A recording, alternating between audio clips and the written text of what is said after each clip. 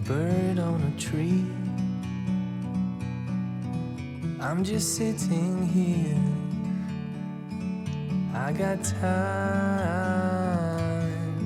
It's clear to see from up here. The world seems small. We can sit together. It's so beautiful, you and me. We meant to be in the great outdoors, forever free.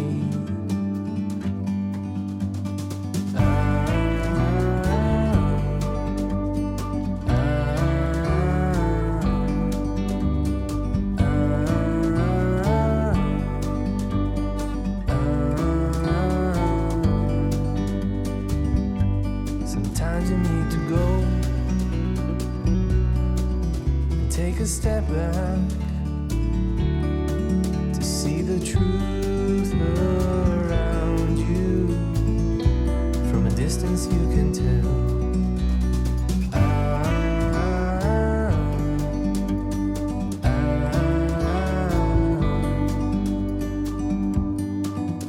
You and me were meant to be in the great outdoors, forever free. You and me meant to be in the great outdoors, forever free.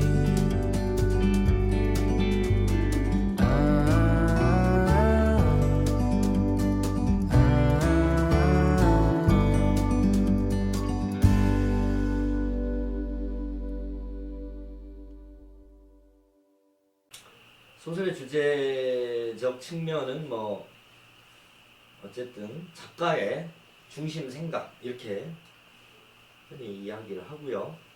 그다음에 이 제시 방법이 특히 소설에서는 뭐 직접 제시냐 간접 제시냐 이런 얘기를 많이 합니다.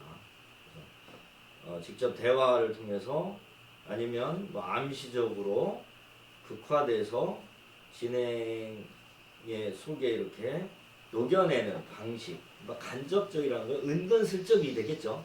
은근슬쩍 제시한다. 요거는 다음에 이제 인물과도 관련해서 또 조금 비슷한 이야기가 나오는데요. 그것도 같이 이해를 하시면 좋은 또 필요한 영역이 바로 이 어떤 인물의 성격 제시 방법이라고 하는 부분이 있거든요. 그 부분을 이제 같이 이해를 하시면 좋을 것 같습니다. 문체라고 하는 말을 또 많이 씁니다. 소설에서 문체, 스타일, 개성적인 작가의 특징이 드러나는 영역. 그래서 이 소설의 소설가의 스타일, 문체가 어떠한 면을 또 흔히 평가를 할 때, 혹은 비평을 하거나 할 때 이야기를 많이 하거든요. 그래서 작가의 특성이 잘 드러나는 그런 영역을 이제 소설에서 문체적 측면으로 이야기를 많이 하고요. 그것이 이제 담당하는 영역이 바로 서술, 또 묘사, 대화라는 세 가지 요소로 제시가 된다. 뭐 서술은 해설적 방법이 되겠습니다. 그리고 묘사는 독자에게 생생한 어떤 이미지로 전달되는 이러한 형태로 이미지화하는 그러한 그러니까 그림을 그려내듯이 상황이나 아니면 배경이나 이러한 것들을 제시하는 방법, 묘사의 방법 이렇게 얘기를 하고요. 그 다음에 대화는 등장인물이 주고받는 이야기 속에서 사건이 전개가 되는 그런 부분이 있고요. 뭐 서사에서 특히 어조 이거는 글의 분위기와도 관련이 있고요. 등장인물이 어떤 어떤 말투를 주로 쓰고 있느냐 이런 부분.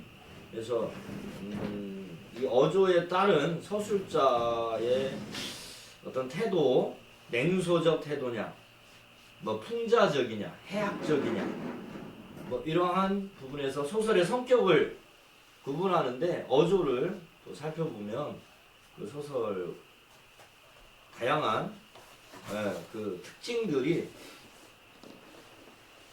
또 밝혀질 수 있는 부분이 어조, 문체 이러한 영역이 되겠습니다.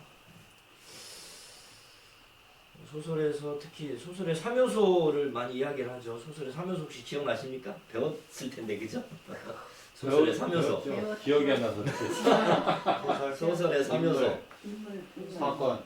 배경, 아닌가? 아니, 소설의 3요소. 다들 배우긴 소설의 했어. 3요소. 오! 인물, 사건, 아, 인물 사건 배경이 뭐지? 네, 그거는 소설의 구성 3요소. 소설의 3요소. 소설의 3요소는 바로 주제, 구성, 문체. 아까 이야기했던 문체. 이게 중요한. 그래서 문체가 소설의 특성이나 아니면 작가의식이나 아니면 그것을 세상을 어떻게 그려내느냐라고 하는 부분에서 뭐 이문구는 이문구의 문체가 있지 않습니까? 그런 식으로 뭐 박태원은 박태원의 문체가 있는 것이고 이런 식으로 해서 그런 영역이 문체라고 하는 부분이고요.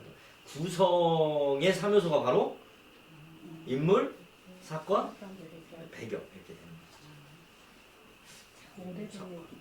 소설의 3요소. 그 다음에 소설 특별히 뭐 특별한 사건이 전개되지 않는 소설도 있죠.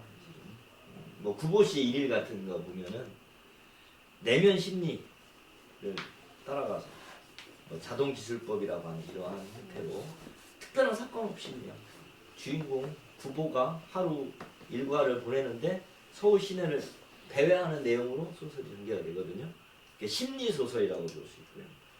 그러니까 이런 3요소가 다 이렇게 뭐 등장을 딱딱딱 이렇게 하는 이런 양상은 아니고요. 다양하게 소설도 좀 실험적 소설 아니면 심리적 소설 뭐 아니면 그 안에 어떤 특별히 뭐 배경을 또 강조해서 분위기를 쫙 잡아가면서 또 쓰는 이런 소설도 또 분위기 소설 이런 것도 있고요. 네, 이런 부분에서 인물이 사실은 소설에선 또 중심이 되겠죠. 인물이 사람이 인물로 등장할 수도 있고요. 아니면 동물이 또 인물로 등장할 수도 있고요. 뭐 우화적인 요소가 있으면은 그런 부분에서는 뭐 인격화된 다른 어떤 존재가 뭐 인물로 등장할 수도 있고 괄매이가 등장할 수도 있고요. 그런 것이죠. 근데 흔히 구분을 이렇게 합니다. 주동인물과 반동인물. 그러니까 주인공이 있고요. 그 주인공과 대립하고 갈등하는 뭐 이러한 반동인물. 그리고 중요도에 따라서는 중심인물과 주변인물. 엑스트라가 되겠죠? 엑스트라가 또 등장을 한다. 그리고 전형적이냐 개성적이냐를 또 나누기도 합니다. 근데 지금은 전형의 시대가 아니고 개성의 시대지 않습니까? 현대는.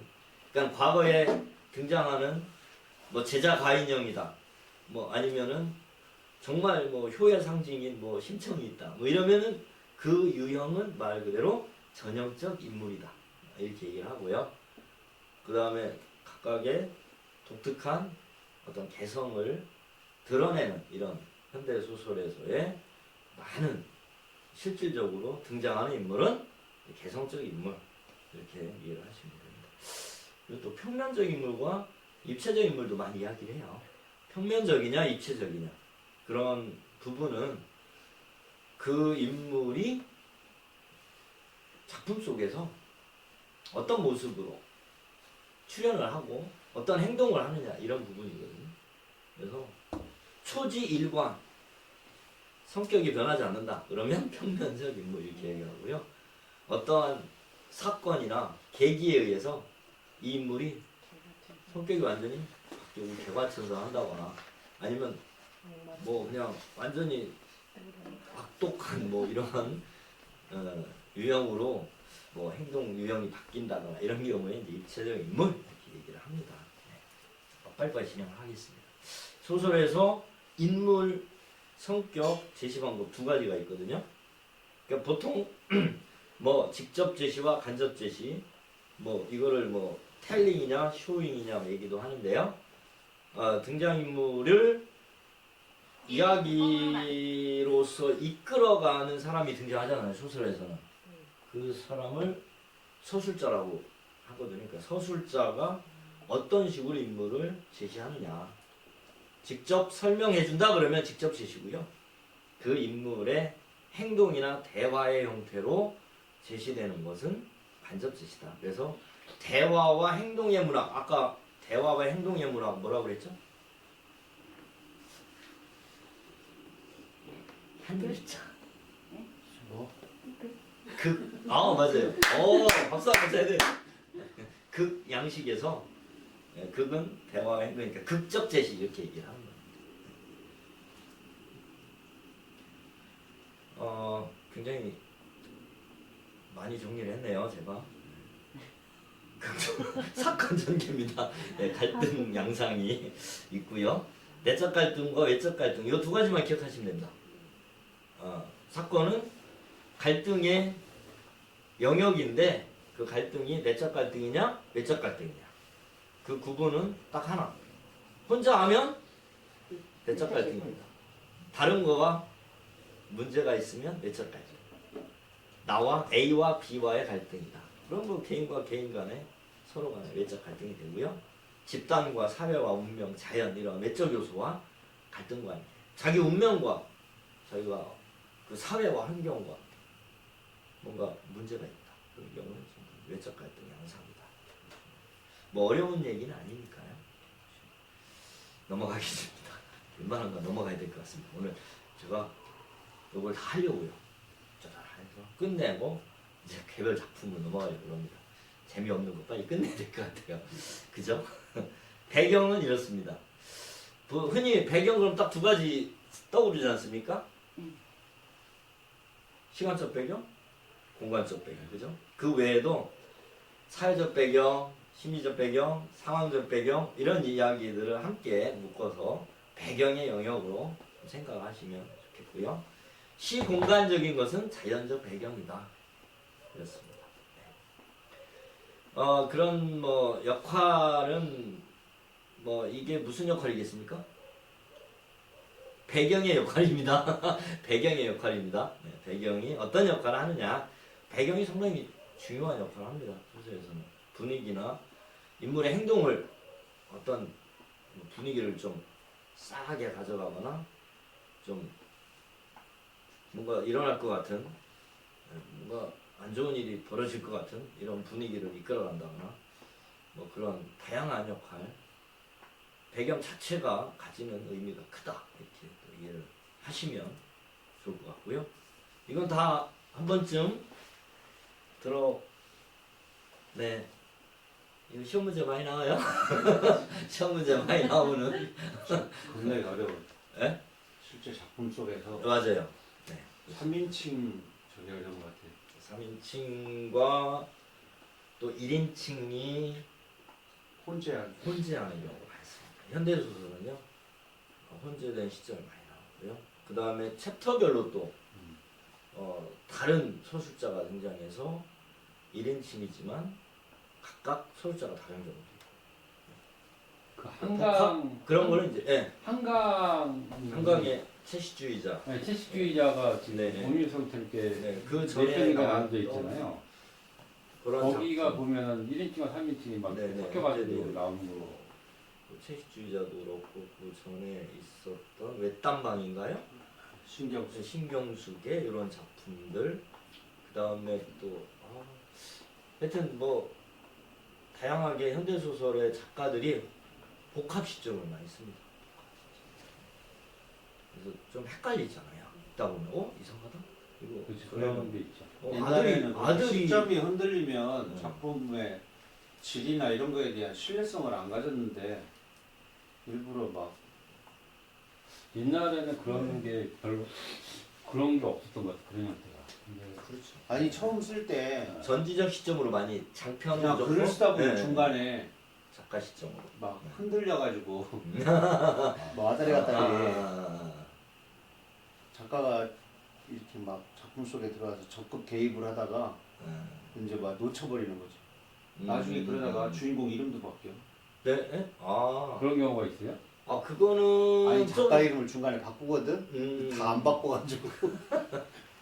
그건 조금 문제가 상황인 것 같은데요. 그냥 그런 경우가 저는 있었어요. 개인적으로. 이 시점을 잡아가는 게 굉장히 그 시 쓸 때도 그렇고요. 소설은 특히 그 중요한 부분인데 작가가 어떤 시점으로 이 부분을 또 다르게 또 이렇게 엮어간다라고 하는 미리 딱 마스터 플랜이 있으면 그 안에서 이것을 충분히 소화해낼 수 있는 그러면 그 작가들이 그런 영역이 걸 다 설계를 다 아닐까. 하고 들어가나요?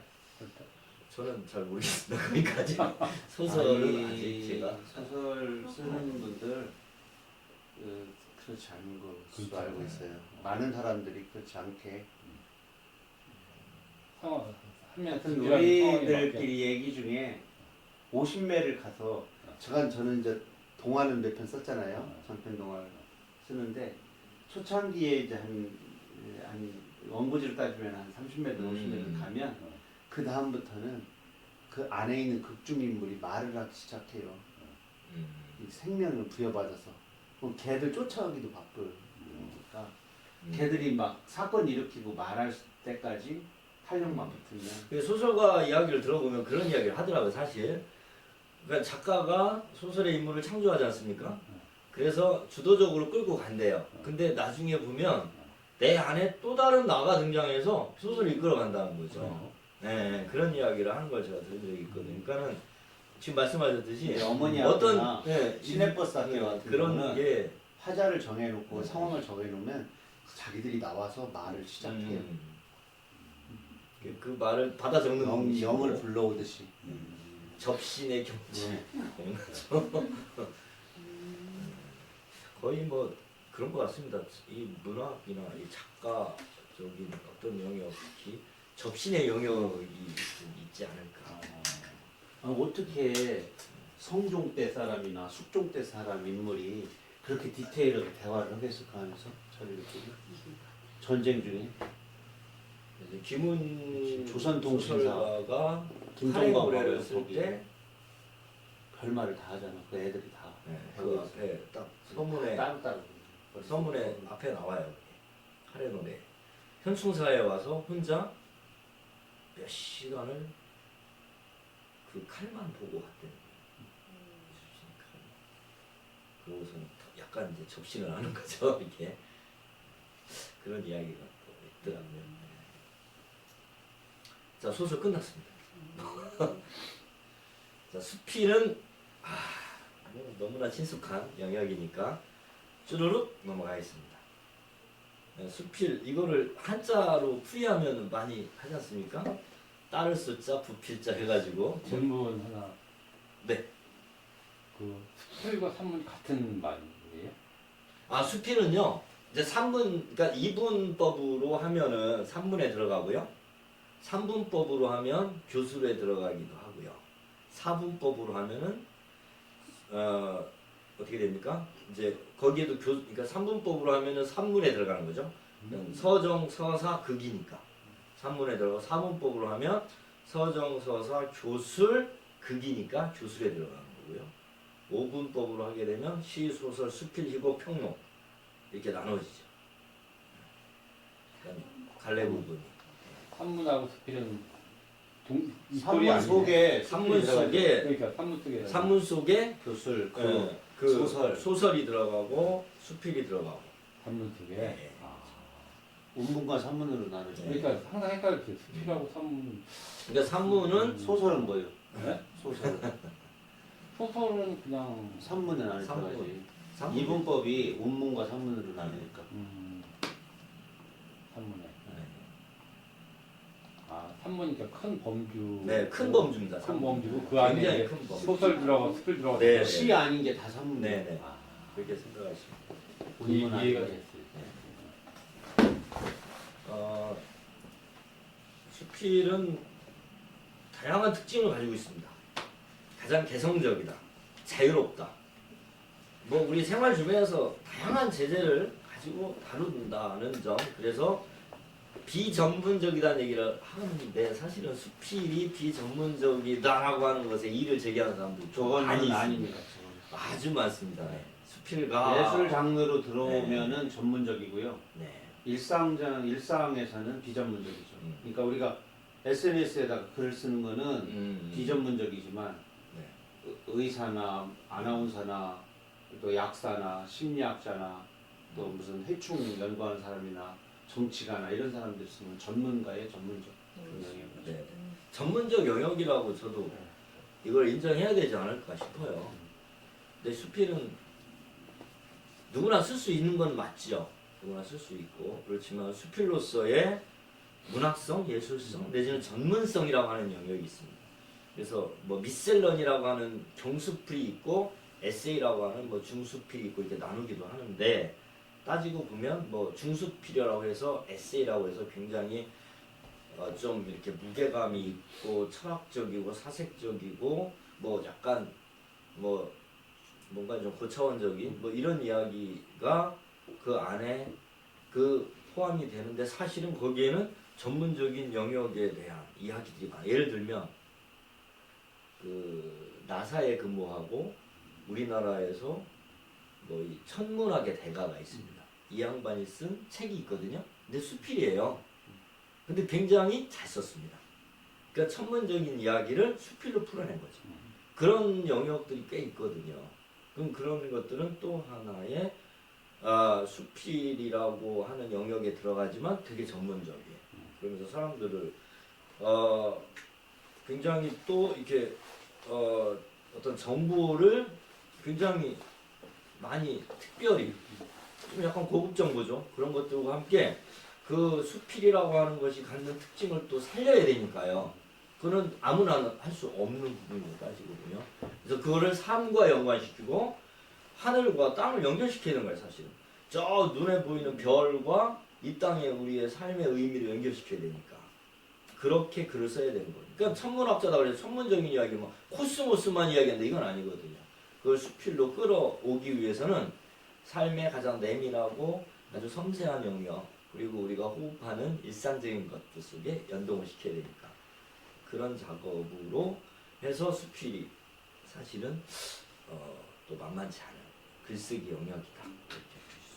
만약에 농사를 짓는다, 전문적인 그런 속에서도 또 사실 수필이 나올 수도 있는 것이죠. 제가 네. 제가 처음으로 이제 수필집을 읽었던 게 옛날에 중학교 때인가 고등학교 때 그 한수산 그 수필집을 네. 읽은 적이 있어요. 근데 뭐랄까 그 느낌은 항상 보면은 뭐 그 좀 염세적이고 항상 안개에 쌓이는 그런 내용들이 많았고 막 그런 부분들이 굉장히 많았어요. 근데 그건 이제 비전문적인 분야잖아요. 비전문적인 분야인데도 불구하고 굉장히 좀 뭐랄까 그 마음을 딱 뭔가 좀 감동이 오죠. 네, 그런 부분. 울림이 있고. 네. 중학교 때? 그때 읽었던 것 같아요. 그때 읽었던 것 같아요. 그래서 굉장히 좀 사색 수산업자가 성찰적인 아니요? 영역. 한수산이라고? 그 한수산이 소설가였죠. 물고기 잡는 얘기 이런 거? 수산업이에요. 피천득의 인연 이런 거. 피천득이 맞아요. 그걸 딱 읽었지. 피천득은 딱 아니, 스필가 한수산이 아사코 나오는 거. 유명한 작가인데 한수산. 한수산 우리 그러고 그때 네. 알죠? 법정이나 스님들 책 이런 거 주로 많이 읽었지. 맞아, 무소유. 그 전에 그 훨씬 전에? 그러니까 무소유 정다운. 나오기 정다운. 그 훨씬 전이에요. 네, 훨씬 네. 전이고 한수산 소설가. 또 누구야? 그 소설가. 불에 빠져 죽은 그 응? 그 전에 뭐 그런 류를 좀 읽지 않았네. 또 나 옛날에는. 남편이 옛날에 같은 염세적인 그런 류의 스필들이 많았어요. 그런 그래서 뭐 요즘은요 연예인들도 산문집 내고 수필집 내고 또 뭐 스포츠 스타 있지 않습니까? 그러니까 아이들한테 특히나 스포츠 스타들은 또 하나의 동경의 대상이거든요. 그래서 그들이 쓴 수필집을 또 이렇게 많이 또 읽기도 하고 대중에게 또 사랑을. 근데 우리가 이제 그런 게 고급 독자가 있어요. 되어야 되는데 그것을 그러니까 대피란 작품을 읽을 때 아주 곤혹스러워 그런 부분은 또 잘 눈에 네. 눈을 잘 뜨고 읽어야지. 저도 그런 거를 좀 읽어본 적이 있는데 뭐랄까 좀 밋밋하다 그럴까 그런 느낌을 많이 받았어요. 이게 작품을 읽는 것도 되게 요즘 제가 재밌더라고. 이상하게 요즘 책을 좀 많이 읽거든요. 작품을 좀 들쓰게 돼요. 그러니까. 근데 토요일 일요일에는 시간 일부러 내서 집중적으로 몰입을 해서 책을 읽어요. 그러면 그게 가속도가 쫙 붙거든요. 그래서 공간에 뭐 가스톤 바우슐라르의 뭐 공간의 시야, 근데 요즘 나온 진화하는 언어라고 하는 책이 있어요. 그것도 굉장히 재밌더라고요. 나는 그리고, 요새 네. 굉장한 네. 들어간 책들, 네. 굉장한 네. 어떤 세계. 그리고 이 최재천 교수가 쓴 음. 다윈 지능이라고 하는 이런 책도 재밌어요. 네. 그래서 모르겠습니다. 이 수필이나 소설이나 아니면 요즘 보면은 인문 도서들 뭐 이런 것들도 수필에 이렇게 좀 걸쳐 있는 것들이 많이 있는 것 같아요. 근데 네. 이호 선생님께서 지금 읽는 거는 체육 선생님이 볼 차는 거 같아. 국어 선생님이 독서하는 거는. 아 그런가요? 아, 독서 독서를 하지 선생님이야. 말아야 되나요? 아니 해야죠. 그러니까 뭐 네. 체육 선생님이 네. 줄넘기하고 볼링하고 이러는 거하고 똑같다는 얘기. 넘어가겠습니다. 아 참. 그럼 읽지 말라는 얘기죠. 아니 읽으란 얘기지. 그 당연한 거란 얘기지. 근데 너무 진짜 근데 당연한 걸 읽을 아는 책이 너무 많고 재밌는 게 너무 많아서 민 선생님 시간이 그림 그린 사람 거의 없고. 네, 시간이 진짜 한 하루에 2시간만 더 있으면 어떨까 뭐 이런 생각 많이. 그래서 요새 연락이 없었구나. 네? 그래서 요새. 아니 요즘 그거 말고도요. 제가 삶이 좀 삶이 뭐 삶이 좀 피폐해져. 줄넘기도 하고. 아니 뭔가 이것저것 계속해 뭔가. 제가 또 중요한 직책을 맡았지 않습니까? 담임 센세이라. 담임 센세이였어요? 어려우시네. 네. 센세이. 센세이션을 익히고 있습니다. 네. 아 현직이지. 아직 그렇습니다. 네. 아 뭐 교훈적인 수필, 희곡적인, 서정적인 서사 이렇게 또 종류가 많이 이렇게 나누어질 수 있습니다. 문체도 이 수필에서는 뭐 많이 이야기하는 것들입니다. 일반적인 뭐 만연체, 간결체, 건조체, 화려체, 방건체, 우유체 뭐 이거 옛날부터 하면 이런 말 지금 거의 많이 안 씁니다. 아유 저렇게 이런 거 나눠지질 않아. 이런 거 의미 없습니다. 요즘은. 네. 자 시는요 그냥 넘어가겠습니다. 너무나 시가 어렵지 않습니까, 그죠? 네. 아 배우고 싶. 시 파도 힘든. 이거는 뭐 시 작품 하면서 이야기를 하겠습니다. 작품론으로 들어가면서 같이 묶어서 이야기를 하도록 하겠습니다. 시의 기능 넘어가고요. 시적 화자 넘어가고요. 시의 기능 중요한 또 기능이 있습니다. 이런 거 분위기 형성하고 이미지, 음악적 효과 중요하죠. 시의 운율적 요소 이야기하는데 제가 어제 시를 2편 써서 얼른 보내긴 했는데 운율을 생각하다 보니까 이게 참 어렵더라고요. 아니 그냥 네. 있어요. 내재율이라는 게 있으니까. 그러니까 이게 읽으면서 그러니까 작품을 쓰면서 읽어야 돼요. 내가 읽으면서 이렇게 낭송을 하면서 뭔가 리듬감이 형성이 되고 뭐 막히냐 이게 잘 이렇게 연결되냐 이런 것들을 생각하다 보면은 운율적인 내재율이라고 하는 게 그 안에서 자연스럽게 나오는 게 아닌가 생각합니다. 그래서 내재율과 외형률. 우리 뭐 현대시 서정시 그러면 외형률 아니지 않습니까? 내재율이죠. 네. 운율 형성 방법입니다. 이거 운율 그러면 일단 딱 운율 쪽에서 한마디로 뭐라고 얘기할 수 있을까요? 리듬 아니에요? 리듬? 리듬이죠. 리듬. 근데 그게 어떻게 형성되느냐? 다양하죠. 의열, 음수열 뭐 이런 거지. 그걸 한마디로 규칙적 반복이라는 일반적인 하나의 그러니까 그 방법론으로 들어가면 규칙적 반복이라고 하니까 음악을 작곡할 때도 보면은 마디마디 코드가 일정한 형태로 반복되고 약간 변주되고 또 반복되고 이런 형태가 하나의 패턴으로 해서 작곡이 이루어지고 쫙 갔다가 올라갔다 내려갔다 올라내려 이렇게 해서 이제 가는 어떤 패턴이 있지 않습니까? 그러니까 그게 규칙적으로 반복되는 거고 뒤에 또 후렴이 따라 붙지 않습니까? 후렴이 또 반복되고 그러니까 운율적 요소를 운율이 뭐냐 했을 때 일반적으로 이야기할 때는 그거는 한마디로 규칙적 반복을 통해서 형성되는 부분이 크다 얘기를 하거든요. 그 영시 같은 것도 그런 게 있어요? 그럼요. 가군이 있고요. 네. 그 다음에 또 그 성조라고 볼 수 있는 하나의 이런 그 악센트가 어떻게 모음과 악센트 그래서 그런 서양의 것들이 어떤 시도 다 있어요. 그런데 운율적 요소가 시의 요소 규칙적인 중에 요소들이 첫 번째가 존재합니다. 운율이죠. 네. 운율이기 때문에 시의 3요소 중에 1번이 운율이라 2번이 이제 이미지 심상이고 3번이 이제 주제 똑같이 혹시 주제인데 어떻게 밖에 오신 분? 그러니까 운율이 제일 1위에 1번. 일정한 위치에 어떤 소리가 오느냐 그리고 어떤 행의 끝에 하고 그건 가군이죠. 그러니까 위치에 따른 요소가 세 가지가 두운, 요운, 가군 이렇게 나눠지는데 그 위율이라고 그러고요. 일정한 글자 수가 반복된다. 보율. 그 다음에 일정한 글자 수가 반복된다. 음수율 이렇게 나누는 거거든요.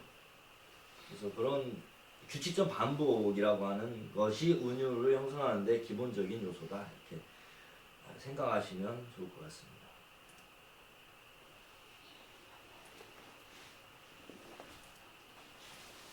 소리가 안 나오네요. 이거 조일까봐 여기다 소리를 따다다다다다다 이렇게 소리를 넣는데 들리면 그 소리도 안 들려요. 아니 이 부분에서 제가 이제 뭔가 음향 효과가 준비를 필요할 것 했는데 아니 좀 괜찮아 저렇게 이게 아니 따다다다 저 음성 지원 되고 있어요. 따다다다 이렇게 나오는 거예요. 따다다다 이런 식으로. 오늘은 건강각적 심상까지.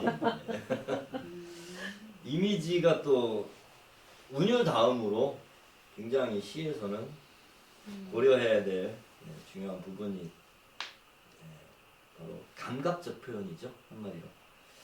우리의 감각을 통해서 세상을 인지하고 그것을 우리가 또 모습을 떠올리고 또 그걸 다른 삶의 영역과 연동을 시키니까요. 그래서 시청각, 후미촉, 시각, 청각, 후각, 미각, 촉각 5가지 감각 이러한 요소들을 끌어와서 시적 표현으로 쓴다라고 하는 것이죠. 그리고 이러한 둘 이상의 감각이 하나로 합쳐져서 그러니까 이거를 쉽게 얘기하면 감각이 좀 전이 됐다라고 얘기합니다. 전이 됐다. 뭐 푸른 종소리 예를 들어서 그러면 이게 무슨 표현이냐? 푸른 종소리 그러면 종소리가 푸르다는 거지 않습니까? 그러니까 종소리는 분명히 청각적인 건데 푸르다라고 얘기했으니까 시각화한 거죠. 이런 것들을 흔히 공감각이라고 얘기를 하거든요. 그러니까 감각이 다른 감각으로 전이돼서 표현되는 그러한 양상들이 공감각적 심상. 그래서 귀뚜라미 울어야 되고요. 보면 시에 보면 늘 나오잖아요. 뭐 해가 뭐 반짝, 뭐 모래하는 반짝, 뭐 해는. 그다음에 귀뚜라미 울고요. 뭐 그다음에 꽃이 뭐 이렇게 피고 뭐 이런 색채적인 요소 뭐 그다음에 푸른색과 흰색 뭐 하늘에는 푸른 하늘 뭐 흰 구름 뭐 이렇게 그런 것들이 시에 보면 항상 등장을 하고 그다음에 또 이 우리 시에서 이 미각적인 요소가 굉장히 또 재미있는 부분이 있어요. 맛, 맛과 관련된 부분. 그래서 백석의 시와 맛을 연결시켜 가지고 보면 또 많이 재미있고 그런 것들을 실제로 강의로 이렇게 하시는 교수님 또 한 번 뭐 이렇게 들어보니까 또 재미있더라고요. 맛에 관련된. 그러니까 감각이죠. 시에서 또 맛깔스럽게 그런 것들을 끄집어낼 수 있는 것도 하나의 또 독자에게는 신선하게 다가갈 수 있으니까 재밌지. 비유, 그 다음에 또 이런 것들이 있고요. 어려워. 상징, 쉬워. 비유. 네, 비유를 어떻게 하느냐. 메타포, 은유. 이 부분이 근데 또 이거 굉장히 시적인 표현에서 빼놓을 수 없는 영역인 것 같고요. 상징.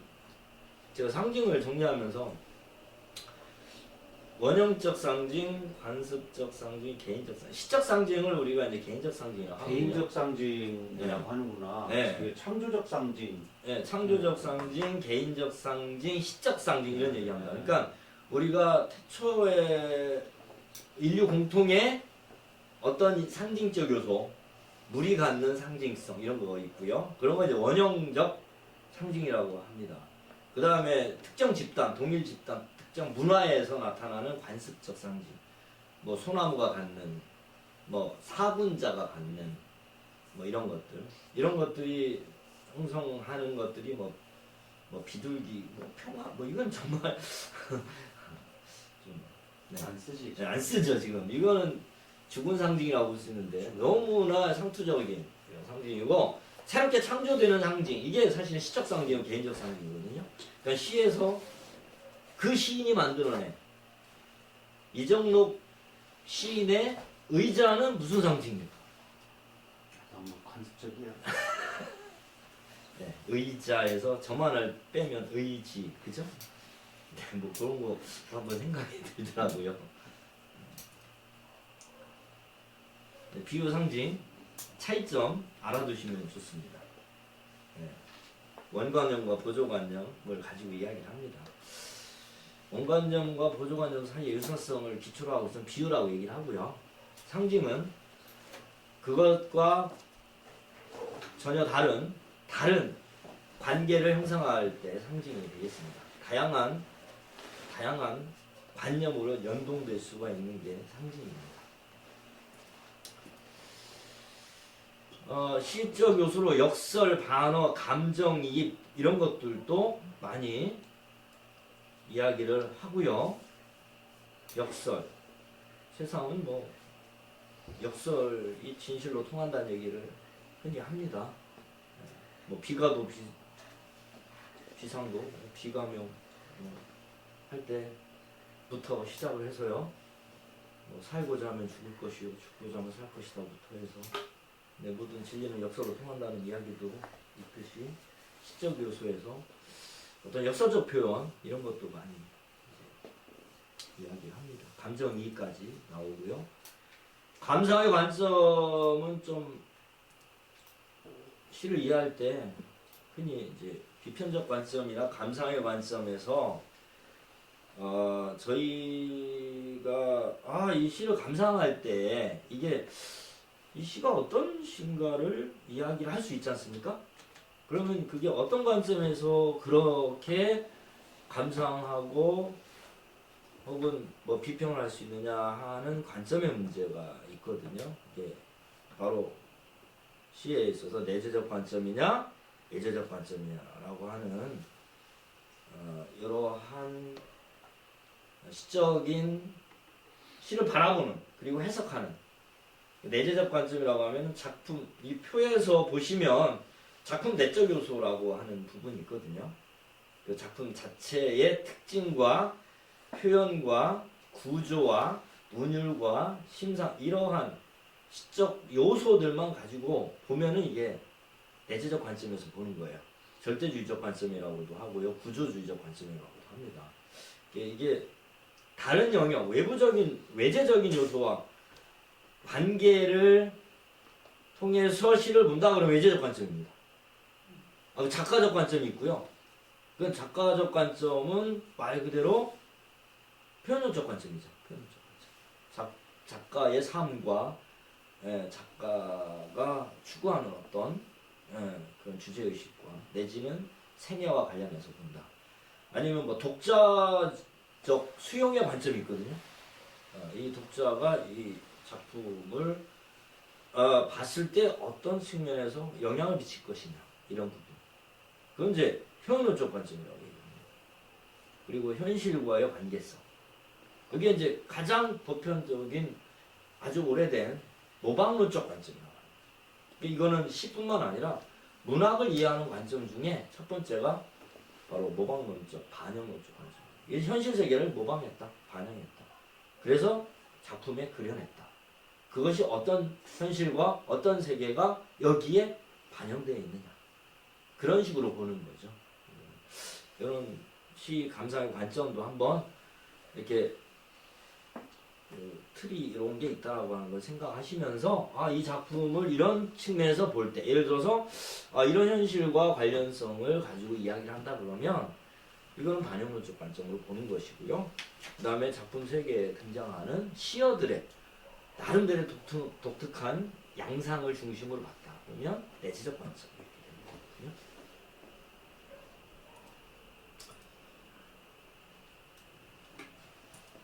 네, 정리를 빨리빨리 해서 마무리를 좀 해야 될 것 같습니다. 지금 시조 2회 이게 어디까지 가서 끝날지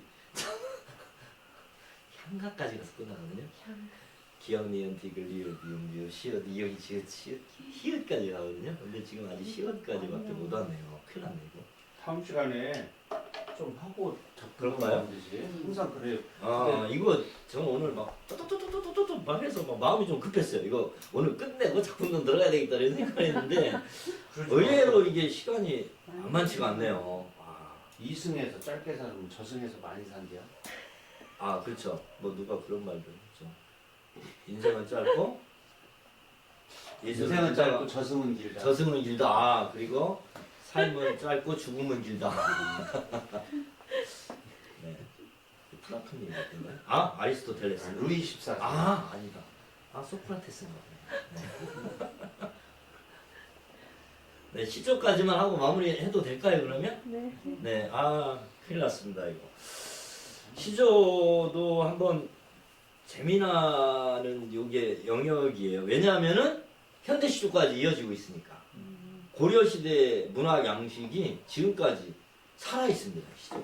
현대 시조로 계승이 되고 다시 부흥하는 것 같아요. 네, 시조가 지금 뭐 오히려 하는 좀 약간의 좀 변주라고 할 수 있을까요? 현대적으로 현대시가 너무 막 산문화되고 독자들과 불통되면서 또 반발로 또 작가 내부에서도 네. 시조 쪽에 또 관심이 많고 독자층도 좀 늘어나고 거기에 어떤 간결성이나 감명성도 있고 압축성이라고 하는 부분이 또 탁탁탁 떨어져야 되니까. 음수율이 드러나지 않게끔 시행 배정을 요새 바꾸기 때문에 네, 맞습니다. 그러니까 3장 6구의 세 줄짜리를 이렇게 다 잘라 합쳐놓으면 3문이 돼버리잖아요. 네. 나눠놓으면 3장 6구가 되는데 음. 구를 안 나누고 3문시 형태로 해놓으면은 이 시조인 줄 몰라요.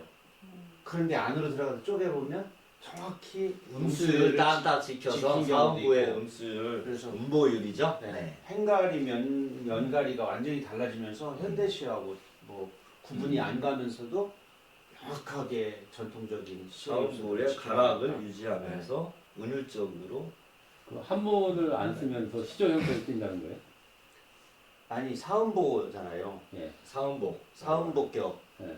그 다음에 그러니까 3장으로 돼 있잖아요. 기본적으로 양장 시도도 있지만 그러니까 시조가 다양한 게요. 네. 평시조만 있는 게 아니고 연시조도 있습니다.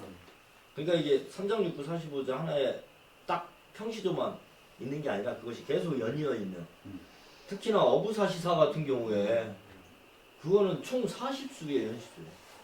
어부사시사가. 똑같은 형식의 이제 연시조고 그 다음에 또 어시조도 있고 사설시조도 맞습니다. 있고 네. 그러니까 다양하게 그거를 현대적으로 변주를 해버리는 거예요. 그리고 고답적으로 예스럽게 사분자 이런 걸 노래하지 않고 대화체도 넣고 현대적인 아주 매우 현대적인 소재를 쓰면서 시조가 가지고 있는 장점을 끌어들이는 거죠. 구분이 돼요, 근데? 잘 안 시조. 되죠. 잘 안 되게 표시 안 나게 써야 가장 현대적인 시조 되죠. 제가 제일 잘 쓰는 작가가 사람. 시조라고 딱 얘기를 해야지 시조인 줄 알 수 있겠네요. 아 그렇죠. 근데 그분이 계속 시조를 비난하고 시조를 써와서 그쪽으로 관점을 보니까 그렇지. 대표적으로 이종문 같은 시인의 시조를 정말 대단히 그 부분이 아니라고. 그래서 이제 작품론을 할 때 현대 시조도 한번 다뤄보면 재밌을 것 같습니다. 좀 같이 들어가서 이런 부분이 일반적인 시와 또 우리 전통적인 시조가 어떻게 차이점과 공통점으로 안에 분석적으로 들어갈 수 있느냐 이런 것들을 살펴보면 또 재밌을 것 같고요. 이런 형태상 평시조, 어시조, 사설시조가 있었다는 점, 사설시조가 좀 산문정신이 반영되어서 중장이 굉장히 길어지거든요. 근데 이 사설시조 같은 경우는 대부분 작장 이상이죠. 단시조, 연시조가 있었습니다. 그래서 조선 후기에 사설시조가 평민들을 혹은 뭐 중인계층, 그래서 조선 후기에 등장한 산문정신의 영향으로 다양한 그런 삶의 애환이나 아니면 현실 비판 정신 이런 것들을 담아내는 사설시조 풍자성이 또 해학성이 또 이 사설시조 안에 많이 들어있습니다. 사설시조도 재밌는 게 많습니다. 청구영원, 뭐 해동가요 이런 또 후대에 가서 보면은 그런 시조집이 또 발간이 되고요. 네, 오늘 여기까지 해서 네 마무리하겠습니다. 오늘 장시간 이렇게 아주 무슨 이론적인 이야기만 쭉 해서 재미니까 얼마나 있었는지 엄청 지루한 시간 엄청 재밌게 들어줘서 감사합니다. 이상으로 마치겠습니다. 다음 시간에 뵙겠습니다.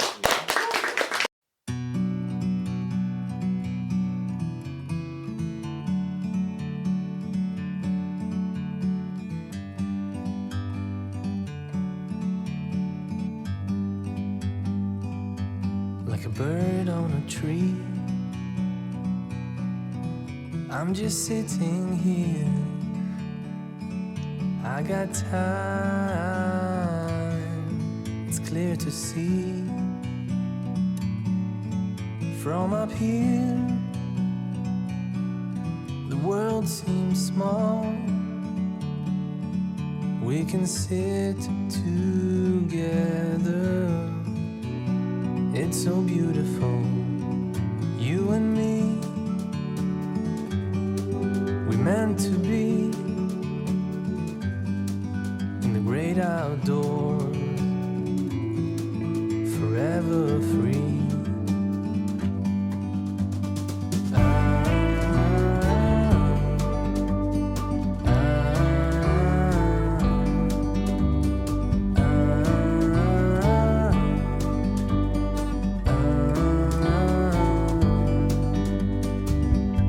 Sometimes you need to go and take a step back to see the truth around you. From a distance you can tell.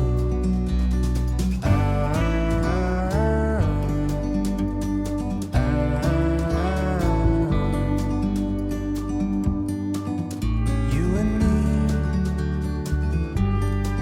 were meant to be